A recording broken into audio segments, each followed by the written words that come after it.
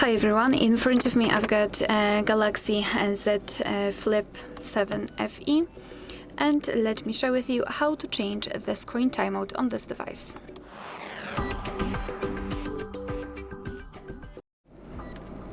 So let's start with opening the settings, and here in this general list we have to scroll and find the display. Then let's scroll, let me maybe change the brightness a little bit. Let's scroll and find the screen timeout option and tap on it. And here we've got some options from which we can choose.